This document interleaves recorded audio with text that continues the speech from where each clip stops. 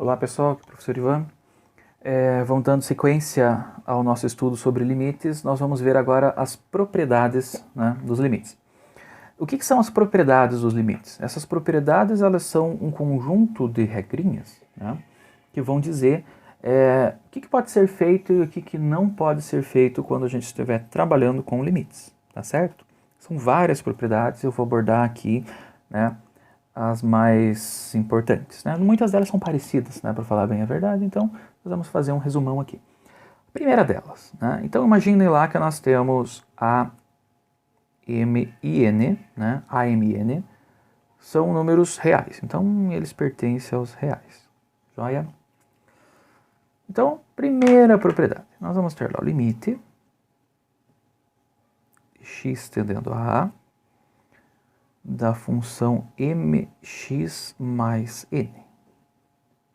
Tá? Isso daqui vai ser igual a ma mais n. Tá? Então esse é o nosso primeiro resultado. E desse resultado aqui, nós vamos obter duas propriedadezinhas simples, né, que são a base, né, para o cálculo de qualquer limite. Tá? Então nós vamos poder calcular o limite com essas duas propriedadezinhas básicas. Elas são as últimas que são aplicadas depois que a gente, entre aspas, destrincha toda aquela equação, né, que a gente vai trabalhar. Vou fazer equações, né? Eu já faço exemplo, já fica um pouco mais fácil de entender isso. Voltando aqui. Então, eu tenho lá o limite de x tendendo a a de mx mais n. Né? Então aqui eu tenho uma constante, né, que é uma constante m, que pertence aos reais. Aqui eu tenho o valor de x, que é uma variável. Mais uma outra constante, que é o valor n. E x tende ao a, que também é uma constante. O que eu fiz aqui? Eu simplesmente substituí, né, no meu valor de x a minha constante a. Né? Então as duas propriedades que decorrem é a seguinte. Né? Então olha lá, se c pertence aos reais, o que vai acontecer? O limite de x tendendo a da nossa constante c é a própria constante c, né? Foi o que aconteceu aqui, ó. Eu tenho o limite de x tendendo a da minha constante n, deu o próprio n. Então o limite da constante é a própria constante, é isso que está escrito nessa primeira parte aqui. E a segunda, que é o limite de x tendendo a da minha variável x. Né? Se é o x que está tendendo a, eu vou substituir ele, né, pelo valor para o qual ele está tendendo. Né? Então x tende a A, o limite da variável x é o próprio a. Tá? Então essas aqui são as duas primeiras propriedades, né? São as mais básicas e as que a gente vai usar sempre no finalzinho, né? Depois de aplicar todas as propriedades, né, para destrinchar a funçãozinha que a gente vai trabalhar. Né? Então essas aqui são as duas primeiras. Limite da constante é a própria constante e o limite da variável, né, é o valor para o qual a variável está tendendo, exceto nos casos onde tem indeterminações. Mas isto, né, é um tópico para uma outra videoaula, tá bom? Nos casos mais simples é isso daqui. Bom, agora tem um conjunto de propriedades que vão envolver diversas operações, né, como soma, subtração, multiplicação por constante, multiplicação entre duas funções, divisão, potenciação, radiciação, funções logarítmicas, trigonométricas, exponenciais, né, várias delas. Tá? Então eu vou fazer um resumão aqui dessas propriedades. Então vamos fazer o seguinte. Né? Então vamos considerar, né? Então considere que nós temos lá um limite de x tendendo a a de uma função f de x, né? E nós também temos um limite de um x tendendo a de uma função g de x, tá certo? E esses dois limites, eles existem, tá? Essa é a nossa condição. Porque pode ocorrer de um limite não existir, tá? A gente vai fazer o cálculo e o limite não existe, né? Tá certo? E também vamos considerar que C pertence aos reais, né? Essa mesma consideração aqui, né? Existem e C pertence aos reais, né? C é uma constante qualquer que vai pertencer aos reais. Então, esse limite existe, e C é uma constante pertencente aos reais. Primeira propriedadezinha, né? Ela é lida da seguinte forma. O limite da soma é a soma dos limites. Né? Então, seria o limite de x tendendo a da soma f de x mais, para menos também vale, tá? G de x Isso aqui é igual ao limite de x tendendo a, meu filho dando showzinho, f de x, mais ou menos, dependendo do sinal que a gente usar aqui, limite de x tendendo a da função g. Tá certo? Então, o limite da soma de duas funções, ou da subtração de duas funções, ela é igual ao limite, a soma ou a subtração dos limites. Então veja, o limite era para x tendendo a da soma das duas funções. Eu vou ter o limite de x tendendo a da função f, mais o limite do x tendendo a da função g.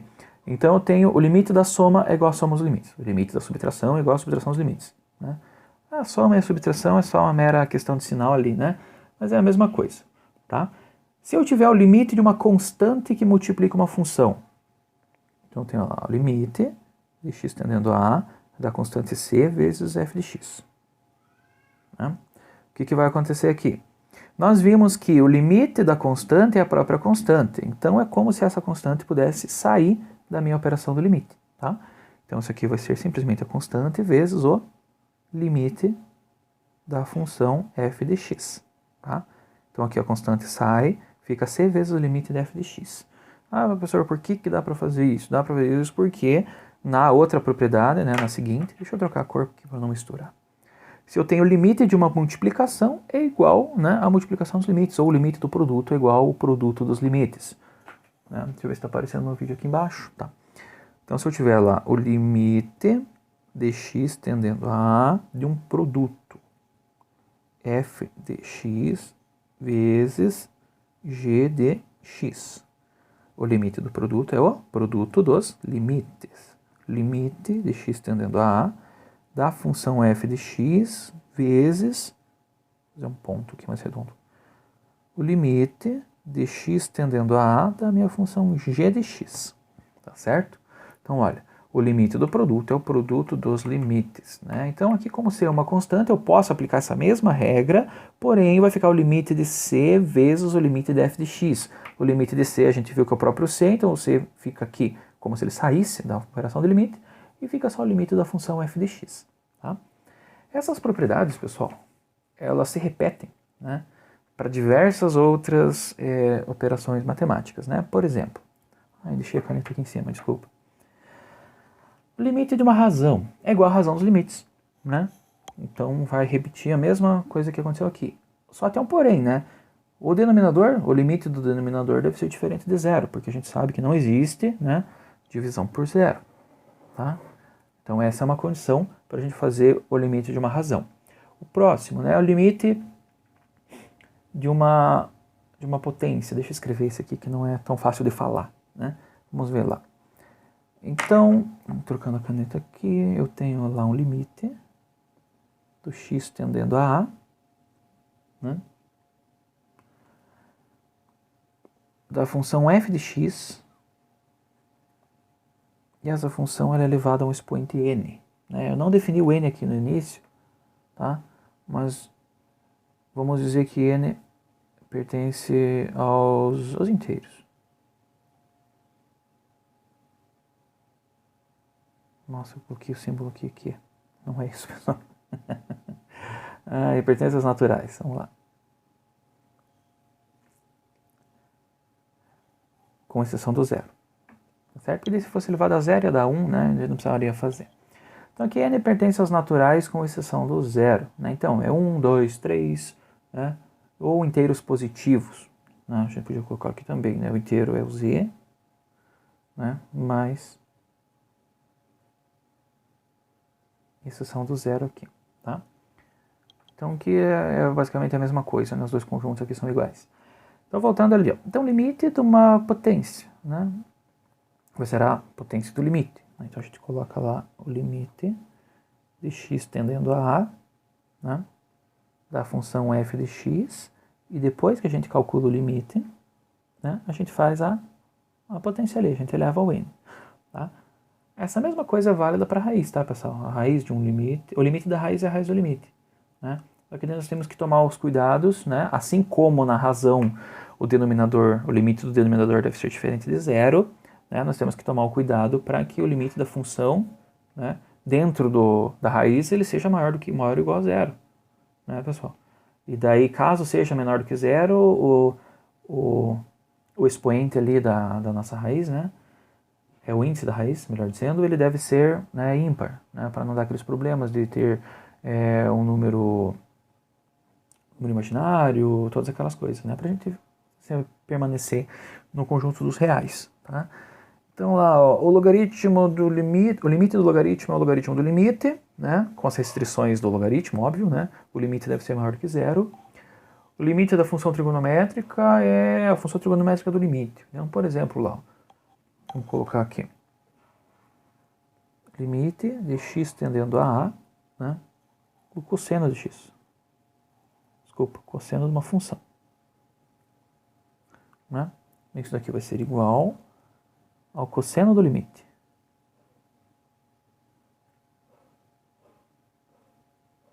Tá? Então, resumindo, pessoal, o que acontece com essas propriedades? Né? A gente vai aplicar, né, a operação do limite sempre dentro da função. Então, o limite, ele veja, aqui ele entra dentro da potência. Aqui o limite entra dentro da função trigonométrica. Aqui o limite, aqui embaixo, ele entra no produto. A gente faz o limite antes do produto. Né? Então a gente vai passar, claro, sempre respeitando as limitações de cada tipo de função, né, pessoal? A gente viu que isso daqui, né, deve ser para inteiros positivos. Né? A n pertencente a z mais, tá?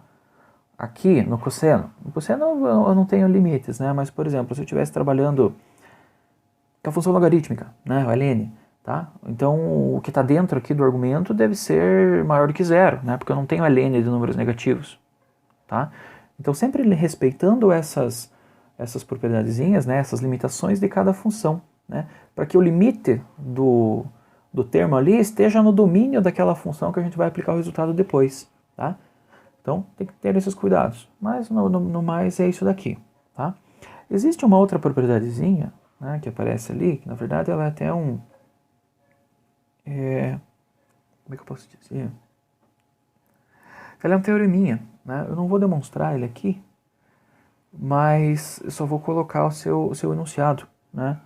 Que é o teorema do sanduíche, se eu não me engano. Eu acho que é isso daí que o pessoal chama. Tá? Mas como que funciona? Né? Digamos que nós vamos ter três funções lá. Se, né, f de x é menor ou igual a um h de x, que por sua vez é menor ou igual a um g de x. Eu acho que é teorema do sanduíche, pessoal. Se alguém lembrar, aí pode comentar aí no vídeo, tá? Então, se nós temos isso daqui, né, para todo x, né, pertencente a um intervalo aberto A, para um intervalo aberto contendo A, exceto possivelmente no próprio A. Né? Aquela mesma propriedadezinha do... Vamos colocar aqui, ó. Então, para todo x pertencente, né, a um intervalo I. Né? Esse intervalo I é um intervalo aberto, tá certo? E esse intervalo I contém um ponto A e, né,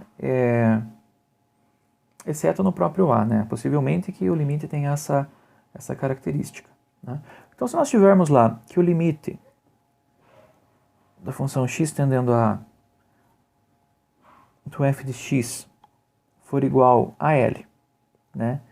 E o limite de x tendendo a da minha função g de x também for igual a L, né? Reparem aqui, f de x é menor ou igual a h.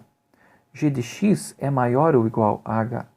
Né? E se o limite dessa função for L e o limite da função de cima também for L, né, eles obrigam, né, eles pressionam a função h para ela ter o mesmo limite. Né? Então, desta forma aqui, disso surge que o limite para x tendendo a A da função h de x, né, é igual a L também.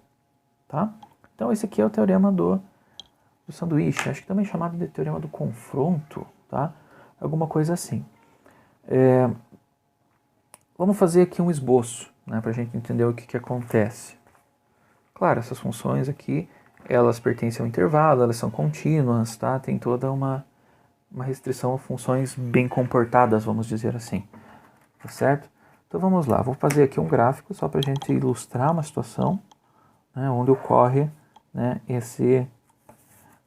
esse teorema ali do sanduíche, do confronto, tá? O que acontece aqui? X. Beleza? Deixa eu puxar mais pro meio aqui, né? A gente tá vendo essa parte aqui, não preciso deixar ele no cantinho.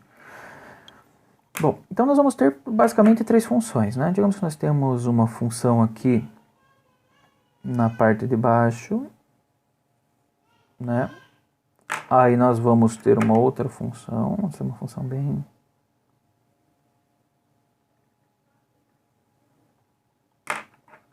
aqui, vocês já estão vendo onde é que é o A, né? E daí nós vamos ter uma outra função que passa aqui pelo meio, né? Então o que acontece, né? O que está no enunciado, né, dessa aqui? Então nós vamos ter que f de x vai ser menor do que h, que por sua vez é menor ou igual a g, né? Menor ou igual aqui, num intervalo. Então nós vamos definir o intervalo, né? Por exemplo, aqui a função toda, né? Mas vamos dizer que o meu intervalo é esse aqui. É daqui até aqui, ó. Tá? E esse cara aqui é o meu intervalo i. Tá? E esse intervalo i, né, para todo x pertencente a i, nós temos que a função f, que é de baixo aqui, deixa eu pegar a cor dela. A função f, ela vai ser menor do que a função h, por sua vez é menor do que a função g. Tá? Aqui para cá, do i, elas poderiam se cruzar, fazer outra coisa, tá? Mas o que importa é aqui dentro desse intervalinho i, que contém o ponto a. Onde que é o ponto a? Né? O ponto a é aqui, ó. Por que é aqui o ponto a? O ponto a é onde o limite da função f, que é a função de baixo, tende ao valor L. O valor L é esse valorzinho aqui, não vai dar para eu escrever, mas é esse valor aqui no eixo Y, tá? A função g, também dentro desse intervalo i aqui, né, quando x tende a, ela também converge para o valor L. Tá? Então nós temos L e L como respostas dos limites de f e de g. Como a função h obrigatoriamente está entre as duas funções, né, dentro do intervalo i, se a de cima e a de baixo vão para o mesmo limite L, obrigatoriamente a função h também vai para o mesmo limite, que é o L, tá certo? Esse teoreminha aqui, ele é interessante, né, para a gente calcular o limite de uma função mais complexa, que a gente não sabe como trabalhar, né, com ela. O que a gente faz? A gente pega a função, né, atribui uma função que sempre é menor e outra que sempre é maior do que ela no intervalo, de forma que no ponto que eu quero calcular o limite, essas duas funções das laterais, elas convergem para o mesmo número. Tá? Aí, nós obrigatoriamente conhecemos o valor da função, né, do limite da função interna aqui, né, para aquele x tendendo ao a. Tá certo? Então essa aqui, esse é a nossa última propriedadezinha, tá, dos limites. E nos próximos vídeos eu vou trazer alguns exemplos para aplicação, né, de todas essas propriedades. Muito obrigado.